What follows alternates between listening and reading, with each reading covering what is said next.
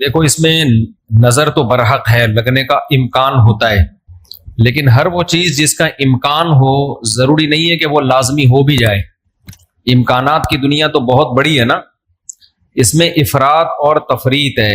کچھ لوگ تو ایسے ہیں جو نظر کے وجود ہی کو نہیں مانتے، وہ کہتے ہیں نظر سرے سے لگتی ہی نہیں ہے، اور کچھ لوگ کہتے ہیں ایسے ہیں کہ اس میں بہت مبالغہ کرتے ہیں، ان کو ہر وقت لگ رہی ہوتی ہے ان کے رائے کے مطابق کہ اس کو لگ گئی، اس کو لگ گئی، اس کو لگ گئی، یہی چلتا رہتا ہے پروگرام۔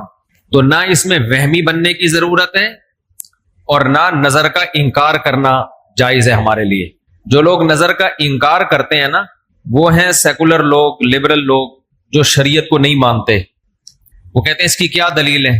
بھائی ہمارے پاس دلائل، مشاہدہ بھی دلیل ہوتی ہے، لیکن وحی خود دلیل ہے ہماری نظر میں۔ وحی جب نبی صلی اللہ علیہ وسلم نے بتا دیا کہ العین حق، نظر برحق ہے، تو ہمارے لیے یہ بھی ایک دلیل ہے۔ اب کوئی رسول کو مانتا ہی نہ ہو، اللہ کو مانتا ہی نہ ہو، تو وہ نہ مانے، وہ اس کا ہیڈیک ہے۔ ہم کوئی سائنسدانوں کو مجبور تھوڑی کر رہے ہیں کہ آپ نظر کو مانو۔ سائنسدان جنت مانتے ہیں کہ جنت ہے؟ جواب دینا۔ سائنسدان مانتے ہیں موت کے بعد دوبارہ زندگی ہے؟ یہ سائنس کا ٹاپک ہی نہیں ہے بھائی، سائنس یہاں تک پہنچی نہیں ہے۔ تو نظر تو برحق ہے، کوئی بھی اچھی چیز ہو، کوئی بھی بہت ہو، تو اس میں چانس ہوتا ہے کہ نظر لگ جائے۔ نبی صلی اللہ علیہ وسلم نے فرمایا اگر کوئی چیز تقدیر پر غالب آ سکتی تو وہ نظر ہوتی، اور نظر اونٹ کو ہانڈی تک پہنچا دیتی ہے۔ اچھا والا اونٹ ہوتا ہے، نظر لگی گیا۔ آپ نے دیکھا ہوگا بڑے بڑے اونچے کٹے بیل لوگ لے کر آتے ہیں بقرعید کے دنوں میں، بعض دفعہ نظر لگتی ہے دھڑام سے گر جاتے ہیں، بعض دفعہ ویسے ہی گر جاتے ہیں غربت مہنگائی سے متاثر ہو کے، لیکن بعض دفعہ نظر بھی لگتی ہے۔ تو ہمارے پاس جو نظر کے برحق ہونے کی دلیل ہے وہ رسول اللہ صلی اللہ علیہ وسلم کا قول۔ اسی وجہ سے یعقوب علیہ السلام نے جب اپنے بیٹوں کو مصر بھیجا تو خوب لمبے خوبصورت بیٹے تھے، تعداد میں بھی زیادہ تھے، تو ان سے کیا فرمایا؟ لا تدخلوا من باب واحد وادخلوا من ابواب متفرقہ۔ اے میرے بیٹو، ایک دروازے سے داخل نہ ہونا، متفرق دروازوں سے داخل ہونا، کیونکہ ایک ہی گیٹ سے جب جائیں گے نا، ایک باپ کے 11 بیٹے اتنے خوبصورت اور لمبے لمبے اور خوبصورت جوان، تو لوگ بولیں گے یار کیسا خوش قسمت باپ ہے جس کے 11 بیٹے ہیں۔ سمجھتے ہو کہ نہیں سمجھتے؟ آج کل تو فیملی پلاننگ نے نظر کا چانس ہی ختم کر دیا، 2 بچے ہوتے ہیں وہ بھی اچھے نہیں ہوتے۔ تو یہاں قرآن سے بھی ہمیں، حدیثوں سے بھی پتہ چلتا ہے کہ امکان ہے، لیکن ایک بات یاد رکھو، دنیا میں یہ بہت امپورٹنٹ بات ہے، کاش اس کو سمجھ جاؤ، یہ تجربوں کا نچوڑ ہے جو میں آپ کے سامنے پیش کر رہا ہوں۔ امکانات کی بیس پہ یقینی دعوے کرنا یہ تمام گمراہیوں کی بنیاد ہے۔ جادو کا بھی امکان ہوتا ہے، کسی پہ جادو ہو جائے، ہزاروں میں کسی ایک پہ، لیکن روحانی عامل کے پاس جب آپ جاؤ گے کہے گا آپ پہ بھی جادو، آپ پہ بھی جادو، آپ پہ بھی جادو، آپ پہ بھی جادو۔ جب آپ کرو گے نا کہ بھائی مجھ پہ جادو کیسے ہے، تو کہے گا کیا جادو برحق نہیں ہے؟ سمجھ میں آ رہی ہے بات؟ ڈاکٹر یہ بدماشی کبھی نہیں کرتا۔ آپ ڈاکٹر کے پاس جاؤ، آپ کے گردے میں پین ہو رہا ہے، وہ چیک کرے گا کہ گیس کا پین ہے یا پتھری کا پین ہے، کیونکہ ڈاکٹر اس کا علم ہے باقاعدہ۔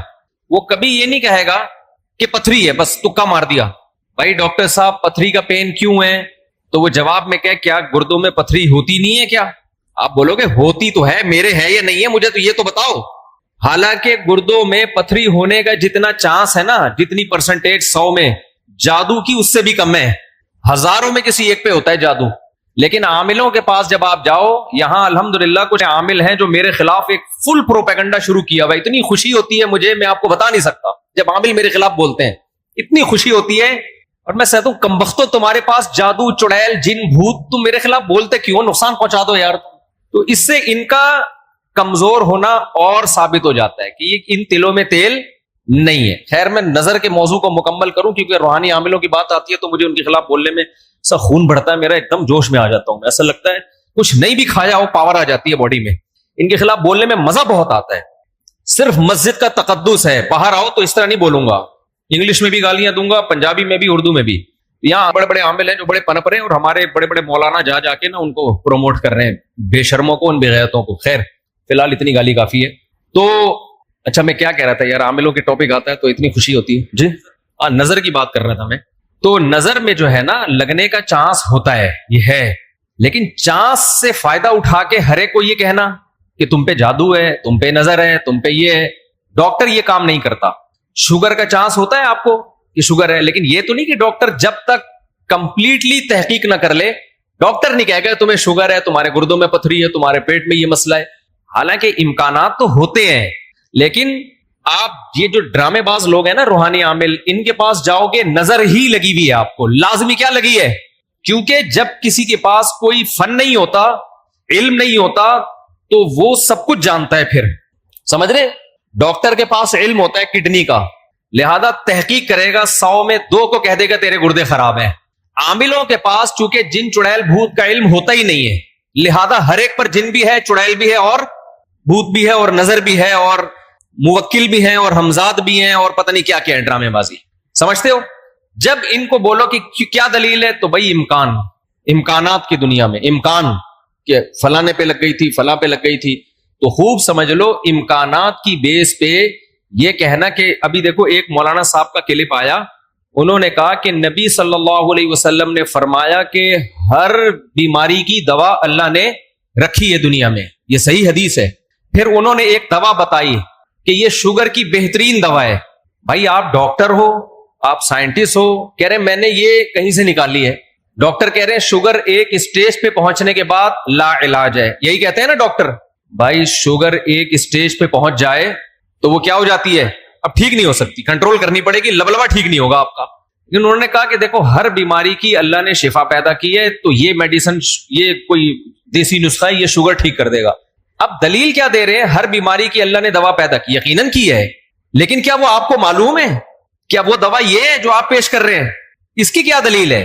بھائی بہت ساری دوائیں لوگوں کو معلوم نہیں ہے.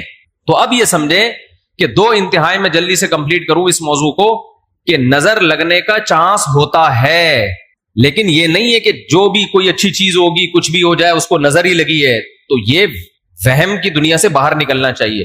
جو سیکولر لبرل لوگ ہیں جو نظر کا بالکل انکار کرتے ہیں، وہ کہتے ہیں فلاں فلاں پہ کیوں نظر نہیں لگی، وہ اتنے ہینڈسم، اتنے خوبصورت لوگ ہیں، فلاں کی آواز اتنی اچھی، ان پہ نظر کیوں نہیں لگی. تو اب اصول سمجھیں، نظر لگنے کے لیے علماء نے قاعدہ ضابطہ بیان کیا ہے، جو چیزیں مشہور ہوتی ہیں نا ان کو اکثر نظر نہیں لگتی. نظر ہمیشہ اچھمبے کی چیز کو، اچانک، جیسے میں لوگوں سے کہتا ہوں بھائی آپ انتہائی غریب تھے، سائیکل بھی نہیں تھی آپ کے پاس، اچانک آپ کے پاس بہت زیادہ پیسہ آ گیا، اور علاقہ بھی وہی ہے، رہتے اسی غریبوں کے محلے میں ہو، گندے نالے پہ رہتے ہو، سائیکل پہ تھے، اچانک لینڈ کروزر آ گئی آپ کے پاس. یہ جو اچانک والا کام ہوا ہے نا، اس میں نظر لگنے کا چانس ہوتا ہے. سمجھ میں آ رہی ہے بات؟ اب دیکھو یعقوب علیہ السلام کے بیٹے مصر میں ان کے ساتھ ہی رہتے تھے، سوری مصر میں نہیں، شام میں ساتھ رہتے تھے. وہاں یعقوب علیہ السلام نے نظر سے بچنے کا یہ والا اہتمام ہمارے علم میں نہیں ہے کہ بچوں کو کہو دروازے سے الگ الگ جایا کرو، ایک ہی دروازے. لیکن جب مصر جا رہے ہیں نا، اجنبی جگہ ہے، وہ لوگ یعقوب علیہ السلام کے بیٹوں سے مانوس نہیں ہے. وہاں یعقوب علیہ السلام نے کہا ایک نئی جگہ پہ جا رہے ہو، اچانک اتنے بیٹے جب لوگ دیکھیں گے نا خوبصورت، وہاں چانس ہے. تو اس سے پتہ چلتا ہے کہ اپنی نعمت کو آہستہ آہستہ ایکسپوز کرنا چاہیے. سمجھتے ہو کہ نہیں سمجھتے؟ آہستہ آہستہ کیا کرنا چاہیے؟ پہلے پہلی ہو، پھر دوسری، استغفر اللہ، یعنی آہستہ آہستہ. ایک کمارا آدمی جس کو کوئی رشتہ نہیں دے رہا، اچانک 4 بیویاں لے کے گھوم رہا ہے، تو چانس ہوتا ہے اس کے نظر لگنے کا. اس لیے ایک دم سے نہیں، تھوڑا تھوڑا آہستہ آہستہ. پہلے ایک پہلی ہوگی، دوسری میں کچھ پٹو گے، تھوڑی بےزتی ہوگی، تھوڑی عزت ہوگی، کچھ لڈو، کچھ گالیاں مل جل کے، پھر تیسری. تو اس طرح کر کے چلانا، ٹھیک ہے؟ تو اچانک کوئی نعمت آتی ہے تو اس پہ نظر لگنے کا چانس ہوتا ہے. دوسری بات یہ ہے کہ نظر سے بچنے کے لیے جو نبی صلی اللہ علیہ وسلم نے دعائیں بتائی ہیں، ان دعاؤں کا اہتمام کرنا چاہیے. اعوذ بکلمات اللہ التامہ من کل شیطان وہامہ ومن کل عین لامہ، یہ دعا پڑھنی چاہیے. اور اپنی نعمت کا اظہار ان لوگوں کے سامنے کرنا چاہیے جو آپ سے محبت کرتے ہیں، وہ خوش ہوں گے. بعض دفعہ انسان دوسرے سے محبت کے دعوے کرتا ہے لیکن جیلس ہو جاتا ہے. وہ جب آپ اس کو بتاتے ہیں نا میرے پاس اتنا پیسہ، میری ارننگ اتنی ہو گئی، تو وہ اندر اندر سے جل رہا ہوتا ہے. تو حاسد کی نظر لگنے کا چانس زیادہ ہوتا ہے. سمجھتے ہو؟ تو اپنی نعمت ہر ایک کے سامنے نہیں بیان کرنی چاہیے. بعض دفعہ اپنی نظر بھی لگتی ہے انسان کو، تو خود پسندی میں، عجب میں مبتلا نہیں ہونا چاہیے. جب بھی کوئی نعمت ہو، آدمی کیا کہے؟ اللہ کی دین ہے بھائی، میرا کمال نہیں ہے. کس کی دین ہے یہ؟ اللہ کی دین ہے. تو ان چیزوں کے اہتمام سے نظر کا چانس کم ہو جاتا ہے.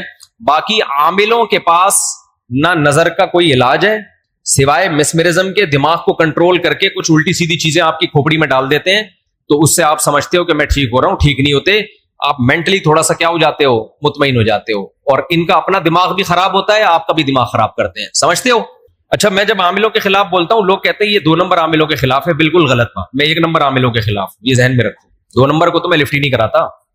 میں ان عاملوں کے خلاف ہوں جن کو علماء بزرگان دین سمجھتے ہیں کہ بہت بڑی پہنچی ہوئی چیز ہے یہ. میں ان کو 2 نمبر سمجھتا ہوں. یہ کخ بھی نہیں کر سکتے. سمجھتے ہو؟ یہ کچھ بھی نہیں کر سکتے, چاہے امریکہ میں ہو, چاہے جاپان میں ہو, چاہے پاکستان میں ہو, چاہے کراچی میں ہو, چاہے پنجاب میں ہو, سب ایک جیسے ہیں. اس لیے اپنے آپ کو بچاؤ ان فضول لوگوں سے. اچھا بھائی, حضرت محمد صلی اللہ علیہ وسلم پر جادو کے اثرات سے متعلق اہل سنت کا کیا عقیدہ ہے؟ نبی پر جادو ہوا تھا, بخاری مسلم سے ثابت ہے, لیکن ہوا کیوں تھا؟ آپ کہیں گے نا ایک طرف تو آپ کہہ رہے ہیں جادو اتنی آسان نہیں ہے, ہزاروں میں کسی ایک پہ, تو پیغمبر پہ ہو گیا. دیکھو کچھ چیزیں نبی صلی اللہ علیہ وسلم کے ساتھ ایسی ہوئی ہیں جن میں کوئی حکمت تھی. یہودی آپ کو جادوگر کہتے تھے, جادوگر جادوگر. اللہ نے تھوڑا سا اثر ہونے دیا تاکہ یہودیوں کو الزام لگانے کا موقع نہ ملے. جادوگروں پہ جادو کا اثر نہیں ہوتا, تو تھوڑا سا اثر اللہ نے ہونے دے دیا. اتنا اثر کہ آپ کبھی کبھار بھولنے لگے کچھ چیزیں, کچھ کام کیا ہوتا آپ کو یاد نہ ہوتا. اس سے زیادہ اثر نہیں ہوا آپ کے اوپر. اور یہ اثر اس لیے اللہ نے ڈالا تاکہ لوگوں کو یقین آ جائے آپ بشریت میں کامل ہیں اور آپ جادوگر نہیں ہیں. اصل مقصد یہ الزام کی نفی تھی. اگر یہ اتنا آسان ہوتا تو ابو بکر پہ کیوں نہیں ہو گیا میرے بھائی, حضرت عمر پہ کیوں نہیں ہو گیا, حضرت عثمان پہ کیوں نہیں ہو گیا, سیدنا علی پہ کیوں نہیں ہو گیا؟ یہ تو ایک تماشا بنا لیتے لوگ. فرعون کے موسیٰ علیہ السلام کے مقابلے میں جادوگر آئے ہیں. آپ لوگ کو آواز صحیح آ رہی ہے؟ گونج تو نہیں رہی ہے آواز؟ مجھے تو گونج رہی ہے آواز. بھائی موسیٰ علیہ السلام کے مقابلے میں جادوگر آئے. قرآن کہتا ہے یخیل الیہ من سحرہم انہا تسعی. جادوگروں نے دماغ کو ایسا کیپچر کیا ہے کہ دیکھنے میں ایسا لگا کہ یہ لاٹھیاں نہیں بلکہ سانپ ہیں. حقیقت میں وہ لاٹھیاں سانپ نہیں بنی تھی, دماغ میں کچھ انہوں نے ایسا کیا ہے نا کہ یخیل, خیال پیدا ہوا کہ یہ لاٹھیاں نہیں بلکہ کیا ہے, سانپ. دیکھو انبیاء کے دماغ کو ایسے کیپچر نہیں کیا جا سکتا, لیکن اللہ نے یہاں ہونے دیا. موسیٰ علیہ السلام کو بھی ایسا لگا کہ یہ لاٹھیاں نہیں بلکہ کیا ہے, سانپ ہیں. اس میں حکمت تھی نا تاکہ مقابلہ تو ہو. اب سوال پیدا ہوتا ہے جب موسیٰ علیہ السلام مقابلہ جیت گئے, فرعون نے دھمکی دی جادوگروں کے کہ تمہارے ہاتھ پاؤں کاٹ کے میں قتل کر دوں گا, تو جادوگر وہی رسیاں دوبارہ فرعون کی طرف پھینک دیتے کہ تو قتل کر کے دکھا ہمیں. کیا خیال ہے بھائی؟ یا فرعون پہ جادو کر دیتے. ہوا جادو فرعون پہ؟ بولتے کیوں نہیں, مجھے تو لگ رہا ہے آپ لوگ پہ ہو گیا. نہیں ہوا نا فرعون پہ جادو. بھائی جادوگر ہزاروں جادوگر تھے, سینکڑوں تو تھے ہی. انہوں نے سوچا کہ یار تو ہمیں دھمکی دے رہا ہے, انتر منتر کلی کل انتر ہو جا منتر چھو, یوں کرتے فرعون ٹیڑھا ہو جاتا. فرعون کی ساس کو کچھ چیزیں سکھا دیتے. کیا خیال ہے؟ جٹھانی فرعون کی زوجہ جو تھی حضرت آسیہ رضی اللہ عنہا, ان کو کہہ دیتے کہ تم اپنی ساس سے کچھ کروا دو یا جٹھانی سے, وغیرہ وغیرہ جو بھی ہے. تو ایسا نہیں ہوتا بھائی. فرعون نے دھمکی دی اور ہاتھ پاؤں کاٹ کے ان سب کو شہید کر دیا, کچھ بھی نہیں ہو سکا. ایسا نہیں ہوتا. جادوگروں کو ایک ماحول چاہیے, اسی میں وہ سب کچھ کرتے ہیں. تو یہ ہم سے زیادہ کمزور ہوتے ہیں, ان سے ڈرنے کی بالکل ضرورت نہیں ہے. دنیا میں سب سے کم اگر ڈرو نا تو عاملوں سے اور جادوگروں سے سب سے کم ڈرا کرو. جیسے کہ پولیس والے ان سے بالکل بھی نہیں ڈرتے. اکثر آپ نے دیکھا ہوگا ریڈ پڑتی ہے نا پولیس والوں کی عاملوں کے پاس, تو پولیس والے جاتے ہیں, پولیس میں جو گٹکا کھانے والا ہے نا وہ اٹھا کے لے آتا ہے عامل کو, تھانے میں بند کر دیتا ہے. عامل اس کا کچھ بھی نہیں بگاڑ سکتا. سوچو جو عامل ایک گٹکا کھانے والے پولیس والے کے سامنے کچھ نہیں کر سکتا, وہ اس عامل کی پوری ٹیم کو اٹھا کے لاک اپ کر دیتے ہیں یہ لوگ. وہ سنگدل محبوب تمہارے قدموں میں کہاں سے لا سکتا ہے؟ وہ سنگدل محبوب تمہارے قدموں میں کہاں سے لا سکتا؟ تو یہ دنیا کے سب سے کمزور, سب سے ضعیف قوم روحانی عامل ہوتے ہیں, لیکن دماغ کا کھیل ہے سارا. تو لوگ ان سے ڈر رہے ہوتے ہیں. نہیں ڈرو تو آپ طاقتور ہو. سمجھتے ہو؟ آج مجھے ایسا لگ رہا ہے گلوکوز کی 3 بوتلیں چڑھا لی میں نے. اور عاملوں کے خلاف بولتا ہوں اتنی, کیونکہ عامل میرے خلاف بہت سرگرم ہو گئے ہیں آج کل. ابھی علماء کا ایک وفد گیا کسی عامل کے پاس, وہ وفد پہلے میرے پاس آیا, گپ شپ ہوئی, بیٹھے, میں نے ان کو رات کو کھانے کی دعوت دی. انہوں نے کسی سے ملنے جا رہے تھے, مجھے نہیں پتا کسی عامل کے پاس گئے. اس عامل نے میرے خلاف اتنا بولا کہ انہوں نے میری دعوت ہی کینسل کر دی کہ یار یہ مفتی صاحب تو 2 نمبر ہے معاذ اللہ. انہوں نے اپنی طرف سے اس عامل کی باتوں میں آ کے, تو جب انہوں نے کسی نے مجھے بتایا, میں نے کہا اچھا ہے اللہ نے تمہاری قسمت میں یہ عامل رکھے ہوئے ہیں, تم جیسے فضول لوگوں سے اللہ نے مجھے نجات دے دی تاکہ میرا کھانا تمیز والے عقل مند لوگ کھائیں. جو عاملوں سے متاثر ہو تو اس بیچارے کا مینٹل لیول کیا ہوگا آپ سوچو. میں نے کہا ہمیں ایسے مولویوں کی بالکل بھی ضرورت نہیں ہے جن کا مینٹل لیول یہ ہے کہ چڑیل بھوت بھگانے والوں سے متاثر ہو کے آتے ہیں. یہ تو مینٹل لیول ہے آپ کا.